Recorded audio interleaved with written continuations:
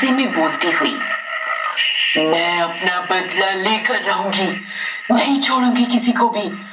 बस इसके लिए मुझे किसी सच्चे इंसान की जरूरत है, वही मेरे लिए ये काम कर सकता है।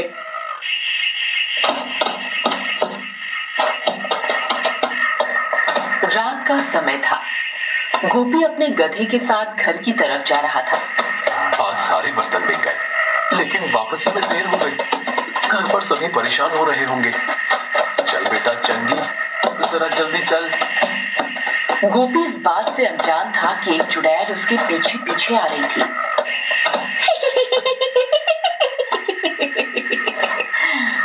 ये कुमार मुझे ईमानदार लग रहा है। एक बार इसकी ईमानदारी को परख लेती हूँ। चुड़ैल अपनी मायावी शक्ति से एक बूढ़ी औरत का रूप बनाकर उसके सामने से आती है और जानबूझकर एक पैसों की पोटली नीचे गिरा देती है। गोपी की नजर उस पर पड़ती है तो वह उस पोटली को उठाकर उस बूढ़ी औरत को दे देता है। बेटा, तुमने मेरे पैसे मुझे वापस लौटा दिए, तुम्हारा धन्यवाद। तुम इसमें से कुछ पैसे ले लो। नहीं काकी, मैं दूसरे के पैसों पर अपना कोई हक नहीं समझता, इसलिए ये आप अपने पास ही रखिए। बूढ़ी आगे बढ़ जाती है और गोपी भी अपने रास्ते चल देता है। यही मेरा मकसद पूरा करने में काम आ सकता है। कितने दिनों के इंतजार के बाद एक सच्चा इंसान मिला है। रामपुर नामक गांव में एक गरीब कुम्हार रहता था। उसका नाम गोपी था। वह बहुत ही मेहनती था। बड़ी मेहनत से वह मिट्टी के बर्तन बनाता था और अपने परिवार का पालन पोषण करता था। उसका छोटा सा परिवार था जिसमें उसकी बूढ़ी माँ, पत्नी चमेली और एक बेटा रामू थे। गोपी के पास एक गधा भी था जिसको वह चंगी बुलाता था। चल बेटा चंगी, मिट्टी लेने चलते हैं। रोज सुबह गोपी अपने गधे चंगी के साथ मिट्टी लेने जाता था।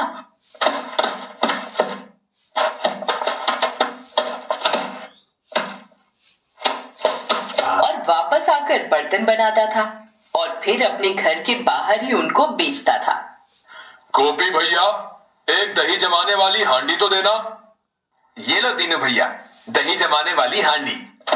सप्ताह के अंत के 2 दिनों में गोपी अपने बर्तनों को पास के गांव में या किसी मेले में बेचने जाता था। इस तरह गोपी का जीवन यापन हो रहा था। गोपी की पत्नी चमेली भी गोपी का बर्तन बनाने में साथ देती थी। जब गोपी गांव से बाहर बर्तनों को बेचने जाता तो वह घर की पूरी संभाल रखती थी। दूसरा दिन ढलने को था। चमेली घर के बाहर बर्तनों के पास बैठी थी। वही पास में उसका बेटा रामू भी लकड़ी के साथ खेलने में लगा था कि तभी गोपी की माँ झोपड़ी के अंदर से आती है और चमेली से पूछती है, अरे बेटी चमेली, गोपी नहीं आया अभी तक? नहीं माँ जी, अभी तक तो नहीं आए, बस आते ही होंगे। ये तो तेरे सारे बर्तन ऐसे ही रखे हुए हैं, क्या बात है, आज कोई भी बर्तन नहीं बिका क्या? पता नहीं माँ जी, आज तो एक भी बर्तन नहीं बिका। दिन ढलने को है। उधर गोपी भी वापस लौटते हुए। गोपी और चंगी दोनों चलते जा रहे थे और काफी रात भी हो गई थी। चंगी, अब तो रात काफी हो गई है, लगता है आज रात हमें यहीं।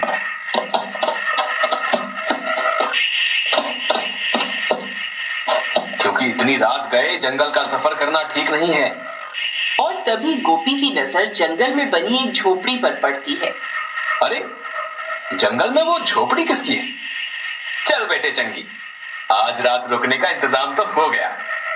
गोपी अपने गधे चंगी के साथ उस झोपड़ी की ओर चल देता है। झोपड़ी के नजदीक पहुंचकर गोपी उस झोपड़ी का दरवाजा खटखटाता है और दरवाजा एक बूढ़ी अम्मा खोलती है। तुम कौन हो बेटा? माई, मेरा नाम गोपी है और मैं अपने घर जा रहा था, लेकिन रात हो जाने की वजह से मुझे आज रात रुकने का आश्रय चाहिए। मैं सुबह होते ही अपने घर के लिए निकल जाऊंगा। ठीक है बेटा, अंदर आ जाओ। गोपी अंदर जाता है, लेकिन उसको कुछ अजीब सी आवाजें सुनाई देती हैं और उसकी आंख खुल जाती है।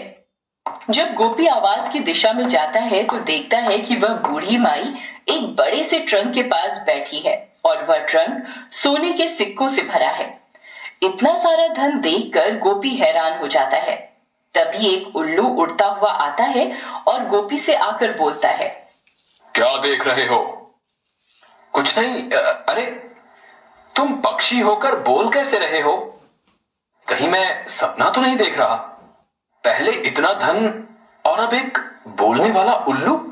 और इतना बोलकर गोपी अपनी आंखें मलने लगता है। तुम सपना नहीं देख रहे हो मनुष्य, ये सब हकीकत है। इस बुढ़िया के पास बहुत सारा धन है, सारा का सारा तुम्हारा। नहीं नहीं, मैं ऐसा नहीं कर सकता। तुम बड़े मूर्ख इंसान हो जो इतना धन प्राप्त नहीं करना चाहते। तभी गोपी देखता है कि एक काला सांप बूढ़ी माई की ओर चला जा रहा था और बूढ़ी के पास पहुंचकर जैसे ही वह बूढ़ी को डसने वाला होता है, तभी गोपी पास रखे डंडे से उस सांप को मार देता है।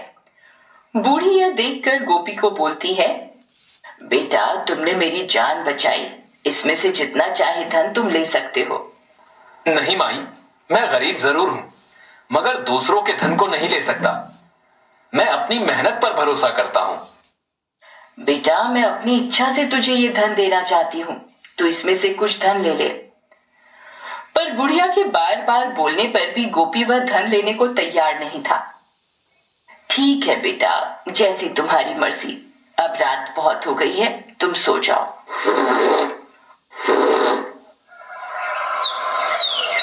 गोपी सोकर उठ जाता है। तभी वह बुढ़िया पानी का गिलास लेकर वहां आती है। लो बेटा, पानी पी लो। गोपी जैसे ही पानी पीता है, तभी एक चमत्कार होता है और वह बूढ़ी दिखाई देने वाली माई एक सुंदर परी में परिवर्तित हो जाती है। कौन हो तुम? मैं परीलोक की रानी हूँ। परीलोक की रानी? लेकिन तुम यहां कैसे आई? एक बार मैं धरती भ्रमण के लिए धरती पर आई थी और मुझसे अनजाने में एक साधु महाराज का अपमान हो गया। तब साधु के श्राप के कारण मैं इस वृद्धा के रूप में परिवर्तित हो गई थी। मेरे माफी मांगने पर उस साधु ने कहा था कि अगर कोई सच्चा और ईमानदार व्यक्ति तुम्हारे हाथ से पानी पिएगा तो तुम फिर से परी बन जाओगी। गोपी, तुम एक ईमानदार इंसान हो। मैं तुमसे बहुत प्रसन्न हूँ। आज तुम्हारी वजह से ही मुझे मेरा असली रूप वापस मिला है। पर परी रानी, मेरे दिमाग में एक बात रात से ही घूम रही है। कहीं ये वाली बात तो नहीं है गोपी? और परी ने अपना हाथ हिलाया और तभी वहां पर वही बोलने वाला उल्लू आ जाता है। अरे रानी परी, ये तो वही बोलने वाला उल्लू है जो रात को आपको मारने की बात कर रहा था। गोपी, ये मेरा सेवक जिन्नू है। ये मेरे साथ मेरी हिफाजत के लिए रहता था और ईमानदार व्यक्ति को ढूंढने में मेरी मदद करता था। जिन्नू, चलो अपने असली रूप में आ जाओ। ठीक है परी रानी। और वो उल्लू एक जिन्न में परिवर्तित हो जाता है। अरे ये क्या? गोपी, आज से ये जिन्नू तुम्हारे साथ रहेगा और तुम्हारी हर काम में मदद करेगा। मगर याद रहे, जिस दिन भी तुमने जिन्नू का उपयोग किसी गलत काम को करने में किया, उस दिन ये वापस मेरे पास आ जाएगा। और इतना बोलकर परी रानी वहां से चली जाती है। फिर गोपी भी अपने गधे चंगी को लेकर अपने घर की ओर चल देता है और जिन्नू भी उल्लू के रूप में उन दोनों के साथ चल देता है। अभी वे कुछ ही दूर चले थे, तभी उनके सामने शेर आ गया।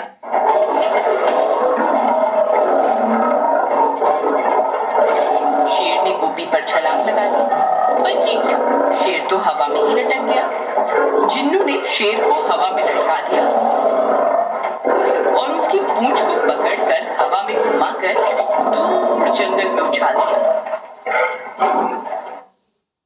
अरे वाह जिन्नू, तुझमें तो बड़ी ताकत है। और वे अपनी मंजिल की तरफ चल दिए। जैसे ही जंगल पार किया तो कुछ डाकुओं ने गोपी को घेर लिया। ला, क्या है तेरे पास? सब कुछ निकाल कर हमारे हवाले कर दे।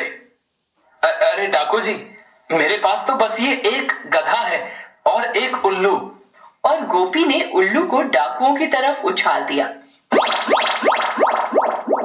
फिर जिन्नू ने उन डाकुओं को खूब अच्छे से धोया। कुछ डाकू बेहोश हो गए और कुछ वहां से भाग गए।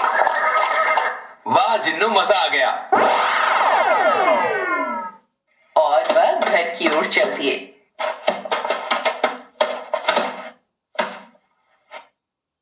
गोपी, ये गधा कुछ बोलता क्यों नहीं? अरे जिन्नू, ये तो जानवर है, ये कैसे बोलेगा? ये ऐसे बोलेगा। अबे ये क्या कर रहा है, मुझे नीचे उतारो। अरे ये क्या चंगी, तू तो बोल रहा है। और फिर जिन्नू ने अपना हाथ घुमाया तो एक कालीन वहां आ गया। गोपी, जल्दी से चंगी को लेकर इस कालीन पर बैठ जाओ। जैसे ही वे कालीन पर आते हैं, कालीन हवा में उड़ने लगता है।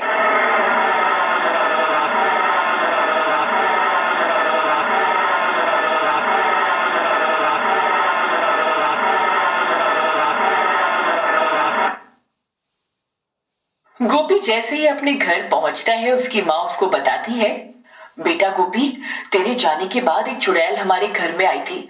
वो रामू और चमेली को उठाकर ले गई और बोलकर गई है कि यदि उन दोनों को बचाना है तो गांव के बाहर जंगल के पास वाली गुफा में गोपी को आना पड़ेगा।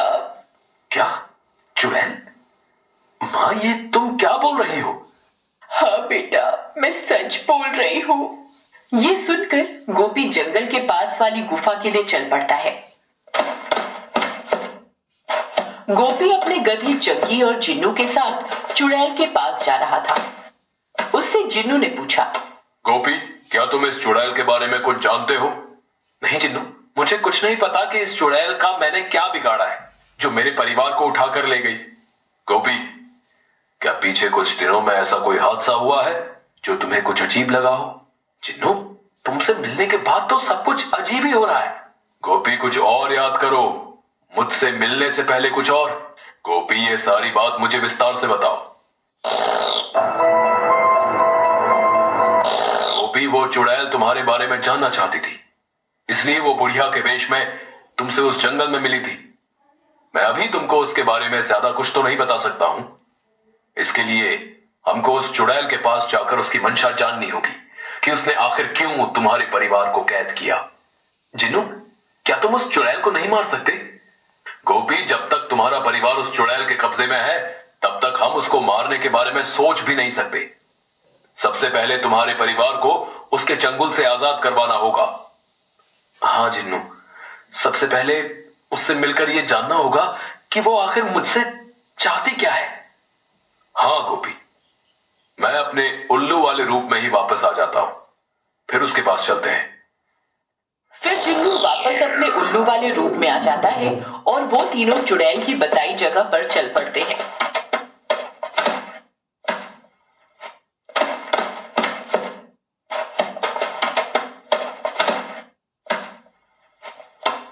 जंगल पार करके जब वो चुड़ैल की गुफा में जाने लगते हैं, तभी जिन्नू को जोर का झटका लगता है और वह अपने उल्लू वाले रूप में ही जमीन पर गिर जाता है। अरे जिन्नू, ये क्या हुआ तुम्हें? तुम नीचे कैसे गिर गए?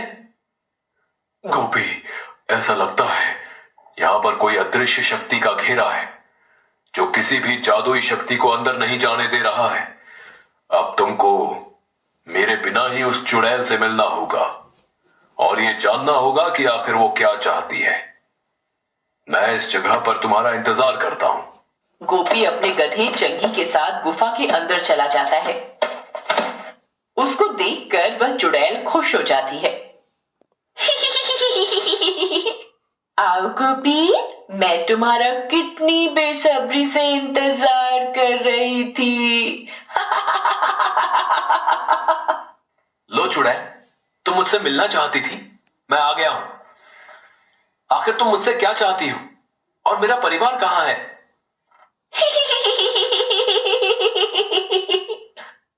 चुड़ैल हंसती हुई अपना इशारा एक पिंजरे में कैद पक्षियों की तरह करती है। वो देखो गोपी, वो है तुम्हारा परिवार। अगर तुम मेरा काम कर दोगे तो मैं इन दोनों को सही सलामत आजाद कर दूंगी वरना ये हमेशा इन पक्षियों के रूप में ही रहेंगे। चुड़ैल, तुम जो चाहोगी मैं वो करने को तैयार हूं, लेकिन मेरे परिवार को कोई नुकसान नहीं होना चाहिए। नहीं होगा गोपी, बिल्कुल भी नुकसान नहीं होगा यदि तुमने मेरा काम पूरा कर दिया। तो अब ध्यान से सुनो, तुम्हें सुंदर नगरी जाना है। सुंदर नगरी? लेकिन वहां क्या है? सुंदर नगरी में एक जादुई तालाब है। तुम्हें वहां पर जाना है और उस तालाब के अंदर एक बोतल है। उस बोतल को लेकर मेरे पास आना है। चुड़ैल, मैं सुंदर नगरी जाने को तैयार हूं और उस बोतल को भी लेकर आने को तैयार हूं, लेकिन तुम्हें मुझे इसके पीछे का कारण बताना पड़ेगा। आखिर एक मामूली सी बोतल को लाने के लिए तुम्हें मेरी क्या जरूरत है? क्योंकि सुंदर नगरी वालों ने मेरी बहन को भस्म करके उसकी राख को उस तालाब में गिरा दिया था और उस तालाब से उस बोतल को सिर्फ एक सच्चा और ईमानदार व्यक्ति ही लेकर आ सकता है। लेकिन अब तुम उस भस्म का क्या करोगी? गोपी, तुम्हें यह जानने की कोई जरूरत नहीं है कि मैं उस भस्म का क्या करूंगी। ज्यादा सवाल मत करो तुम, और ये ध्यान रखो कि तुम्हारा परिवार मेरे कब्जे में है। ठीक है, मैं अभी सुंदर नगरी जाने के लिए प्रस्थान करता हूँ। गोपी गुफा से बाहर निकल जाता है और वहीं बाहर जिन्नू भी उसका इंतजार कर रहा था। गोपी जिन्नू को सारी बात बता देता है। ये सब सुनकर जिन्नू गोपी से बोलता है, गोपी, ये चुड़ैल बहुत ही शक्तिशाली लगती है और इससे टक्कर लेने के लिए तुम्हें इसको पहले इसकी गुफा से बाहर निकालना पड़ेगा। गोपी, ये बातें तुम सब बाद में कर लेना, पहले सुंदर नगरी जाने के बारे में सोचो। आओ, तुम जल्दी से मेरे ऊपर बैठ जाओ, मैं जल्दी से सुंदर नगरी की तरफ तुम्हें लेकर चलता हूँ। क्या तुम कभी सुंदर नगरी गए हो? नहीं, मैं कभी सुंदर नगरी नहीं गया। तो फिर गोपी को कैसे लेकर जाओगे? गोपी, तुम जल्दी से इस कालीन पर बैठो। जिन्नू अपने हाथ का इशारा करता है और जादुई कालीन वहां पर आ जाता है। गोपी और चंगी उस कालीन पर बैठ जाते हैं और कालीन हवा में उड़ जाता है और चल पड़ता है अपनी मंजिल की तरफ, यानी कि सुंदर नगरी।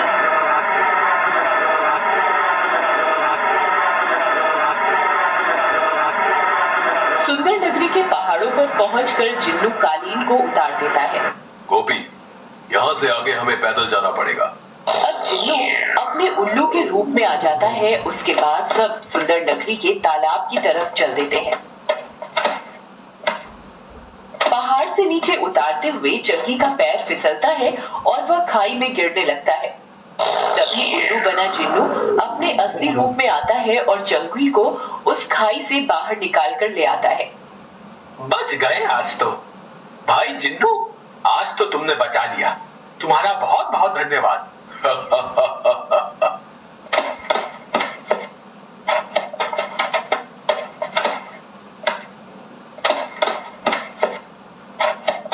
सुंदर नगरी के तालाब के पास पहुंचने पर तो ये है वो जादुई तालाब जिसमें उस चुड़ैल की बहन की भस्म कैद है। गोपी, इस तालाब का पानी कितना स्वच्छ लग रहा है। गोपी, तुम समय व्यर्थ ना करो और जल्दी से तालाब में जाओ और उस बोतल को ढूंढ कर लाओ। जिन्नू, तुम ही चले जाओ इस तालाब में और अपने जादू से उस बोतल को ले आओ। चंगी, तू बहुत ज्यादा बोलने लगा है, लगता है तेरा मुंह बंद करना पड़ेगा। अब तू चुपचाप ये सब देख। हाँ, तेरी बात का जवाब दे देता हूं। उस बोतल को सिर्फ एक सच्चा और ईमानदार व्यक्ति ही प्राप्त कर सकता है और मैं एक जिन हूं, कोई व्यक्ति नहीं, समझा तू? तो ये है वो बोतल। तभी उसे गांव के कुछ लोग देख लेते हैं और उसे पकड़ लेते हैं। गोपी उनको समझाने की कोशिश करता है कि वह अपने परिवार को आजाद करने के लिए ये बोतल लेने आया है, लेकिन वे कुछ नहीं सुनते। वह गोपी को पकड़कर अपने साथ गांव के सरपंच के पास ले जाते हैं। ये सब चंगी और जिन्नू भी देख रहे थे। वे दोनों भी चुपचाप उसके साथ साथ कुछ दूरी बनाकर चल पड़ते हैं। ये जिन्नू अपने जादू से गोपी को छुड़ाता क्यों नहीं है और इसने मेरा मुंह भी बांध दिया है। अब किस तरह इसको बोलूं? चंगी, मुझे सब पता है कि तेरे भेजे में क्या चल रहा है। तू फिक्र मत कर, मैं गोपी को कोई नुकसान नहीं होने दूंगा। बस चुपचाप देखता रहे। सरपंच के पास पहुंचकर गोपी उसको अपना नाम बताता है और वो वजह भी कि वह क्यों इस बोतल को लेने आया है। उसकी बात सुनकर सरपंच गोपी को बोलता है, गोपी, मुझे पता है कि तुम एक सच्चे और ईमानदार इंसान हो, क्योंकि जब वो चुड़ैल भस्म हुई थी तब गांव वालों ने उस चुड़ैल की भस्म को एक बोतल में भर कर रख दिया था। कुछ दिनों के बाद वहां पर एक साधु महाराज आए थे। तब गांव वालों ने उनको उस चुड़ैल के बारे में सब बताया था और उसके भस्म होने की बात भी। फिर उन्होंने ही इस बोतल को इस तालाब में फेंक दिया था और कहा था कि यह बोतल किसी के भी हाथ नहीं आएगी। सिर्फ कोई सच्चा और ईमानदार मनुष्य ही इस बोतल को प्राप्त कर सकता है। जब हमने पूछा कि साधु बाबा, इसको नष्ट कर दीजिए, तब उन्होंने कहा, इसको नष्ट नहीं कर सकते, इसको इसी तालाब के अंदर रख देते हैं। ये यहां पर सुरक्षित रहेगी, इसको कोई बुरी ताकत नहीं प्राप्त कर सकती। हाँ, कोई ईमानदार और सच्चा व्यक्ति यदि इसको ढूंढेगा तो उसको ये मिल जाएगी। लेकिन बाबा, यदि उसने इसका गलत उपयोग किया तो? नहीं बेटा, अगर उसके मन में कोई भी गलत विचार होगा तो उसको ये बोतल कभी नहीं मिलेगी। और यदि कोई उसको मजबूर करके ये बोतल प्राप्त करेगा तो फिर भगवान इसका भी कोई ना कोई हल जरूर निकाल देगा। तो गोपी, इससे तो यह साबित होता है कि तुम सच्चे और ईमानदार हो, इसलिए तुम ये बोतल ले जा सकते हो। आपका बहुत बहुत धन्यवाद सरपंच जी। इतना बोलकर गोपी उस बोतल को लेकर अपनी मंजिल की ओर निकल जाता है और उसके साथ में चंगी और जिन्नू भी चल देते हैं। गोपी जिन्नू और अपने गधे चंगी के साथ उस चुड़ैल की गुफा की तरफ वापस जा रहा था। उसने वह बोतल प्राप्त कर ली थी जिसमें चुड़ैल की बहन की भस्म थी, जो सुंदर नगरी में भस्म हो गई थी। पहाड़ की चोटी के पास पहुंचकर जिन्नू अपना हाथ घुमाता है और वहां पर कालीन आ जाता है। वे तीनों उस कालीन पर बैठते हैं और कालीन हवा में उड़ने लगता है। चुड़ैल की गुफा के पास वाले जंगल में सबको पहुंचाकर वह कालीन गायब हो जाता है। गोपी, तुम्हें किसी भी तरह उस चुड़ैल को इस गुफा से बाहर लेकर आना पड़ेगा, क्योंकि अगर तुम गुफा में जाओगे तो मैं तुम्हारी कोई मदद नहीं कर सकूंगा। ठीक है जिन्नू, मैं कोई तरकीब सोचता हूं उस चुड़ैल को गुफा से बाहर निकालने की। गोपी सोचता हुआ अपने गधे चंगी के साथ गुफा के अंदर जा रहा था कि तभी गोपी के हाथ से बोतल छूटकर नीचे गिर जाती है। ये क्या हुआ? ये बोतल मेरे हाथ से कैसे छूट गई? गोपी दोबारा उस बोतल को उठाकर गुफा के अंदर जाता है तो फिर से वो बोतल उसके हाथ से छूट जाती है। ओह, लगता है ये भी जादू ही है, इसलिए इस गुफा में प्रवेश नहीं कर पा रही। अरे, ये तो बहुत ही अच्छी तरकीब है उस चुड़ैल को इस गुफा से बाहर निकालने की। गोपी अपने गधे के साथ गुफा के अंदर चला जाता है। चुड़ैल जब गोपी को खाली हाथ देखती है तो गुस्से में बोलती है, गोपी, तुम खाली हाथ क्यों आए? क्या तुम्हें वो बोतल नहीं मिली? चुड़ैल रानी, बोतल तो मिली है, लेकिन जब मैं उस बोतल को इस गुफा के अंदर लाने की कोशिश करता हूं, वो मेरे हाथ से छूटकर बाहर चली जाती है। मुझे तो इसका राज समझ में नहीं आया, इसलिए मैं अकेला ही बोतल को बाहर छोड़कर गुफा के अंदर आ गया हूं। हाँ, इस गुफा को मैंने चारों तरफ से अपनी मंत्र शक्तियों से घेरा हुआ है। इस गुफा में कोई भी जादुई शक्ति प्रवेश नहीं कर सकती। तो फिर तो चुड़ैल रानी, आपको वो बोतल लेने के लिए बाहर ही जाना पड़ेगा। ठीक है, मैं बाहर ही चलती हूँ। लेकिन चुड़ैल रानी, अब तो मेरे परिवार को मुझे सौंप दो। तेरे परिवार को आजाद कर दूं? मूर्ख, मैं इतनी भी पागल नहीं हूं। अभी तो तुझे मेरे और बहुत से कार्य करने हैं। हाँ, अगर तू पक्षी बनाकर अपने परिवार को लेकर जाना चाहता है तो तू ले जा। लेकिन ये तो धोखा है, तुम अपनी बात से नहीं मुकर सकती। है? मैं जो चाहे कर सकती हूँ और अब तो मैं अपनी बहन को भी जिंदा कर दूंगी। उसके बाद हम दोनों इस पूरी दुनिया पर राज करेंगी।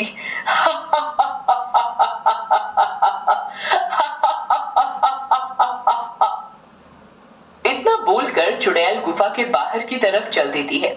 गोपी भागकर पक्षियों वाला वो पिंजरा अपने हाथ में ले लेता है और गुफा से बाहर की तरफ भागता है।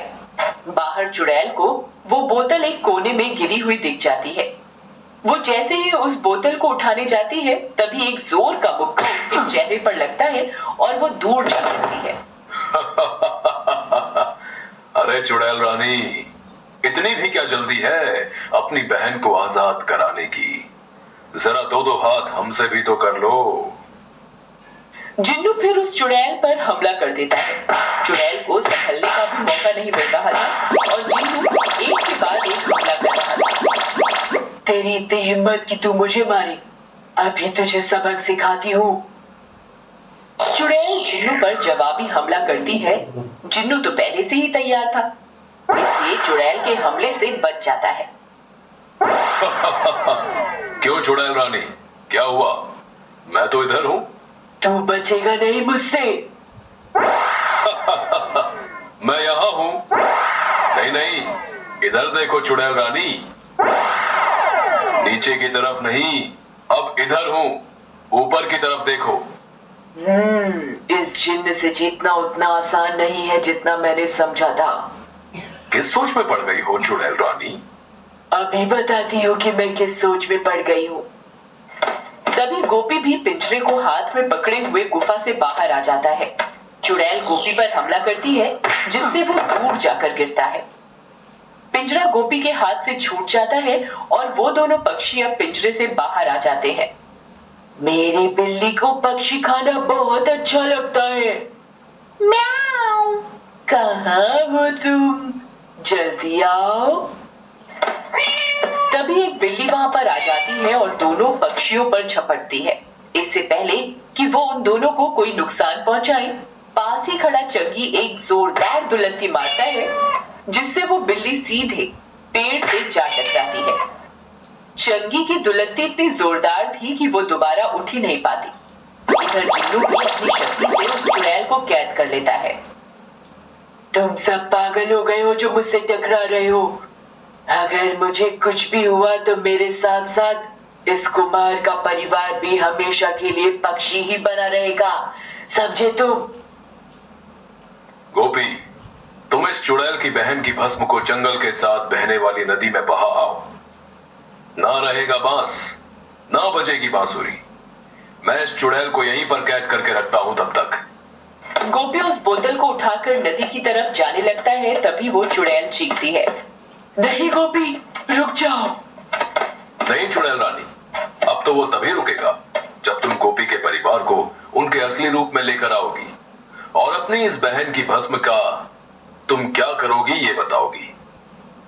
ठीक है, मैं सब बताती हूँ।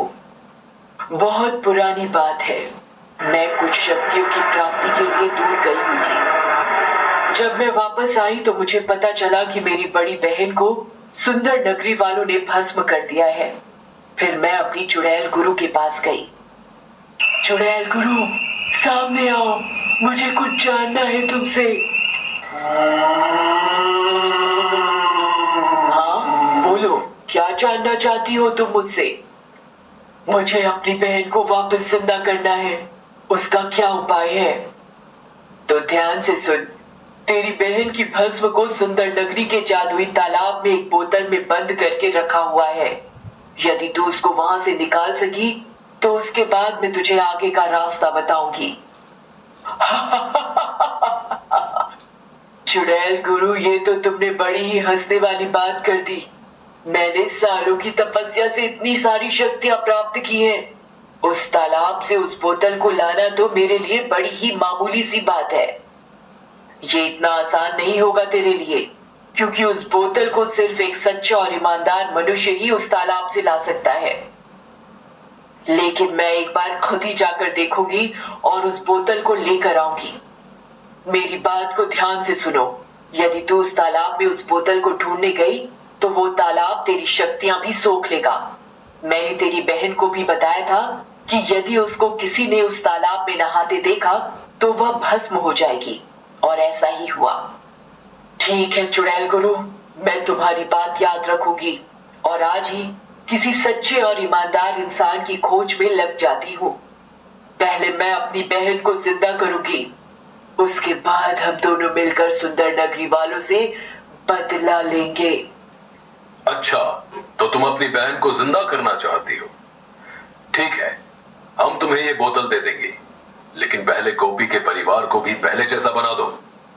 ठीक है, मैं अभी अपनी शक्ति से इनको सही कर देती हूँ।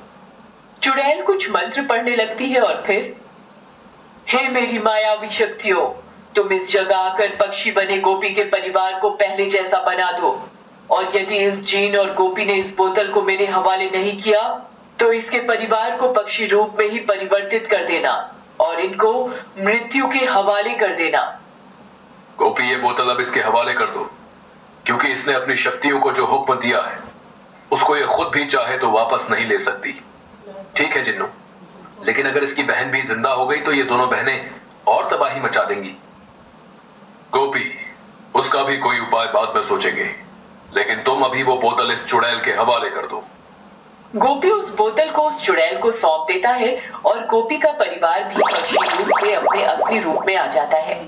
चुड़ैल उस बोतल को लेकर जाने लगती है, तभी रुक कर बोलती है, गोपी, तू अगर अपनी जिंदगी अच्छे से गुजारना चाहता है तो यहाँ से चुपचाप चले जाना और इस जिन्न के साथ मिलकर मेरे पीछे आने की कोशिश मत करना, वरना अगली बार तुम्हारे परिवार को पक्षी नहीं कीड़े मकोड़े बनाकर इसी जंगल में छोड़ दूंगी। ठीक है चुड़ैल रानी, मैं तुम्हारी बात याद रखूंगा। फिर चुड़ैल उस बोतल को लेकर जाती है। सब चुड़ैल को जाता हुआ देख रहे थे जब वो सबकी आंखों से ओझल हो जाती है। गोपी, ये चुड़ैल अपनी बहन को जिंदा करके सबसे पहले सुंदर नगरी वालों को अपना शिकार बनाएगी और उसके बाकी के गांवों पर भी हमला करेगी। हम इसको इस तरह नहीं छोड़ सकते। तो फिर हमें क्या करना चाहिए जिन्नू? अभी बताता हूँ गोपी। जिन्नू अपना हाथ घुमाता है और वहां पर जादुई कालीन आ जाता है। सब जादुई कालीन पर बैठते हैं और कालीन उड़ने लगता है। गोपी, पहले हम इनको घर पर छोड़ेंगे और उसके बाद सुंदर नगरी जाएंगे और उस साधु महात्मा का पता करेंगे, क्योंकि वही कोई रास्ता बता सकते हैं हमको इन दोनों बहनों से निपटने का।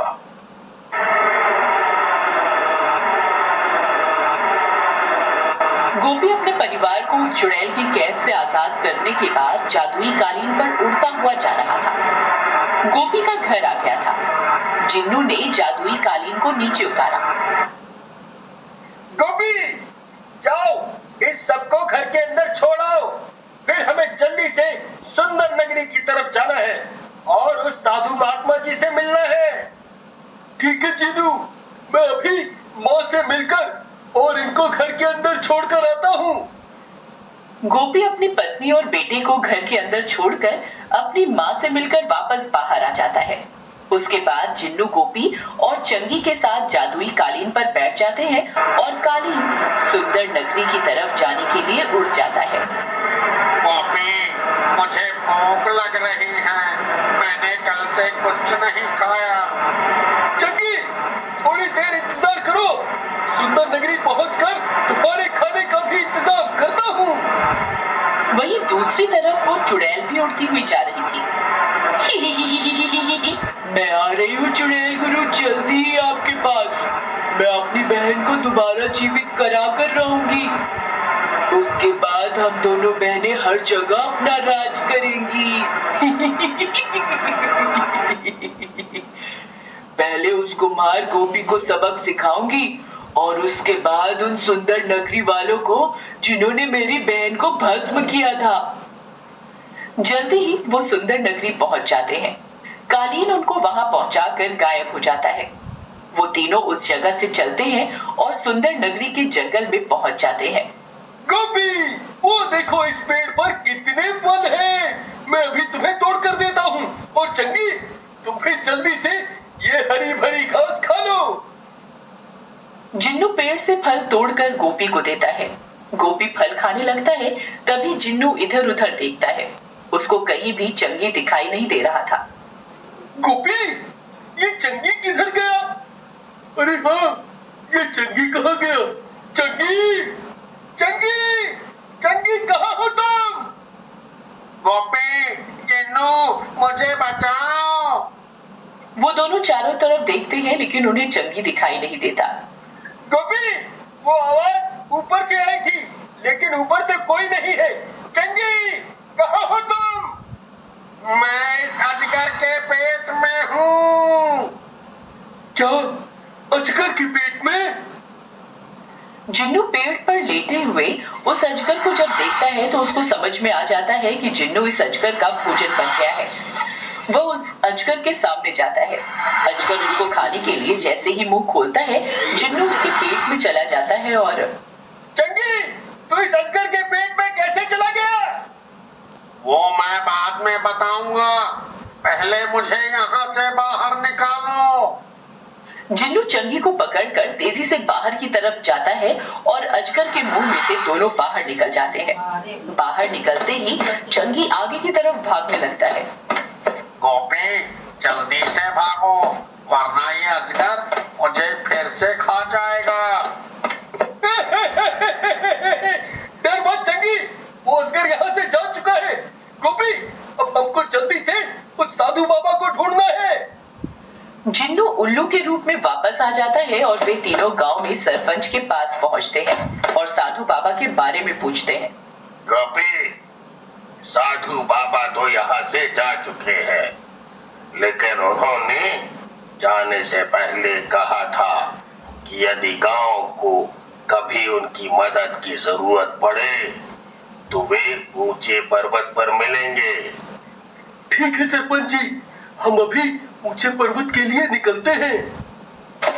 वे तीनों सुंदर नगरी से निकलकर अब ऊंचे पर्वत की तरफ चल देते हैं, जहां पर वह साधु महाराज तपस्या कर रहे थे। जादुई कालीन पर उड़ते हुए जिन्नू गोपी से बोलता है। गोपी, मैं उस पर्वत के नीचे ही तुम्हारा इंतजार करूंगा, क्योंकि मैं वहां पर नहीं चल सकता। ठीक है जिन्नू। वो चुड़ैल भी अपने गुरु के पास पहुंचकर उसके सामने वो बोतल रख देती है, जिसमें उसकी बहन की भस्म होती है। चुड़ैल गुरु, ये देखो, मैं ले आई अपनी बहन की है। अब जल्दी से मेरी बहन को जिंदा कर दो। ये तो पहला कदम था, अभी तुमको कुछ और काम करने पड़ेंगे, उसके बाद ही ये जिंदा हो सकती है। मैं सब कुछ करूंगी, आप बस बताते जाओ। मैं अपनी बहन को किसी भी कीमत पर जिंदा करके रहूंगी। तो फिर ध्यान से सुन। पर्वत के पास पहुंचकर कालीन गायब हो जाता है। गोपी और चंगी दोनों साधु बाबा के पास चल देते हैं और जिन्नू उनका वहीं पर रुककर इंतजार करता है।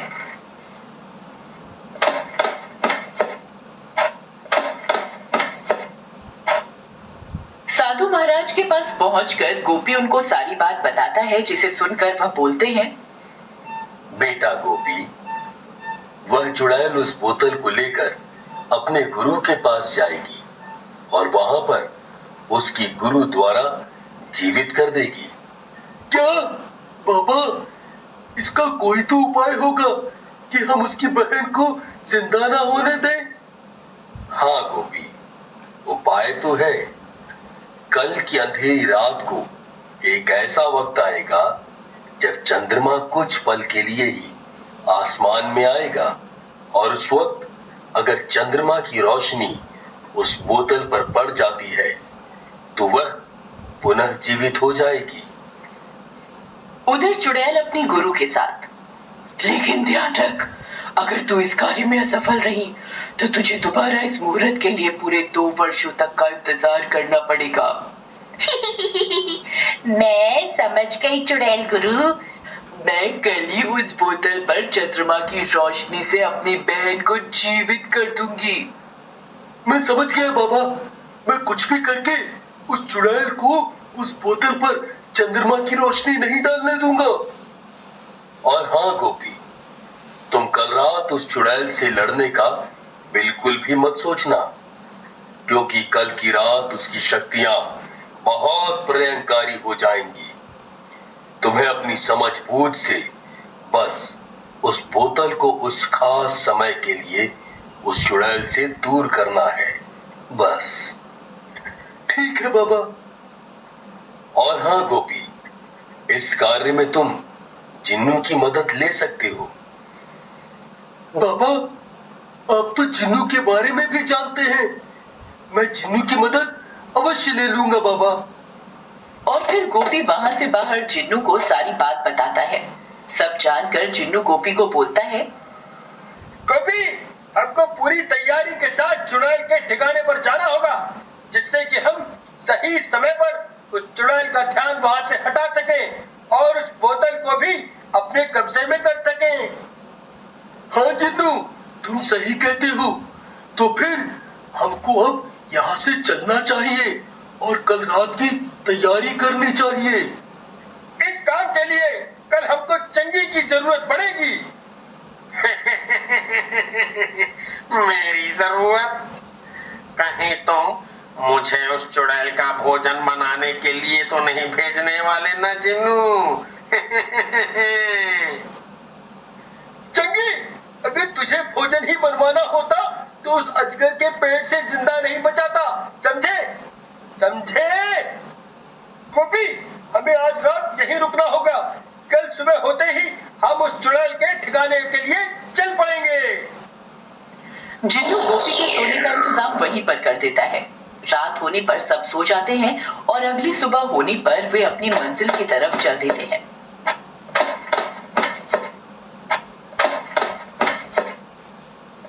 दिन ढलने पर वे तीनों भी चुड़ैल के ठिकाने पर पहुंच जाते हैं। गोपी, वो रहा उस चुड़ैल का ठिकाना। लेकिन जिन्नू, हम उस गुफा के अंदर जाएंगे कैसे? गोपी, हमको अंदर जाने की जरूरत नहीं पड़ेगी, क्योंकि चंद्रमा की रोशनी को उस बोतल पर डालने के लिए उसको बाहर ही आकर अपनी पूजा करनी पड़ेगी। हमें तो बस उस समय का इंतजार करना है। ठीक है जिन्नू। और हाँ, एक बात और, बाबा ने कहा था कि हमको चुड़ैल से लड़े बिना ही वो बोतल हासिल करनी होगी, क्योंकि आज के दिन उसकी शक्तियां बहुत बढ़ जाती हैं। वे तीनों वहीं रुककर अब चंद्रमा निकलने का इंतजार करने लगते हैं और वो चुड़ैल भी अपनी पूजा की तैयारी में लग जाती है। वह गुफा से बाहर आकर बोतल को नीचे रख देती है और पूजा करने लगती है। गोपी, मैं चंगी को चुड़ैल के पीछे कहीं छुपा आता हूँ। जैसे ही चंद्रमा निकलेगा तभी चंगी जाकर उस बोतल को लैप मारकर नीचे की तरफ गिरा देगा। मैं उस बोतल को उठाकर तुम्हें दे दूंगा। जब वो चुड़ैल नीचे की तरफ बोतल को देखेगी, मैं चंगी को भी उठाकर तुम्हारे पास ले आऊंगा और फिर हम बोतल के साथ वापस सुंदर नगरी के तालाब में जाकर इस बोतल को वहां रख आएंगे। ठीक है जिन्नू। जिन्नू चंगी को अपने जादू से चूहा बना देता है और उसको चुड़ैल की कुछ ही दूरी पर बिठा देता है और वहीं एक झाड़ी के पीछे छिप जाता है। जैसे ही चंद्रमा थोड़ा सा दिखाई देने लगता है, चंद्रमा निकल रहा है। मैं उस बोतल को अब चंद्रमा के सामने कर देती हूँ। जैसे ही वह चुड़ैल बोतल को उठाने के लिए अपना हाथ बढ़ाती है, जिन्नू चंगी को इशारा करता है। चूहे के रूप में चंगी वहां जाकर उस बोतल को नीचे की तरफ गिरा देता है। उसी समय जिन्नू जल्दी से जाकर उस बोतल को अपने कब्जे में ले लेता है और वह चंगी को अपने साथ लेकर उड़ जाता है। अरे, कहाँ गई वो बोतल और वो चूहा? दोनों गायब हो गए। उनको जमीन खा गई, आसमान निकल गया। कहीं वह चूहा उस गोपी और उस जिन्न की चाल तो नहीं थी। चुड़ैल बोतल को इधर उधर ढूंढने लगती है और उधर जिन्न चूहे और उस बोतल को लेकर गोपी के पास पहुंच जाता है। गोपी, ये रही वो बोतल। चलो अब इसको जल्दी सुंदर नगरी के उस तालाब में छोड़े। जिन्नू, चंगी कहाँ है? ये तो है चंगी। क्या तुमने चंगी को चूहा बना दिया? अभी लो गोपी,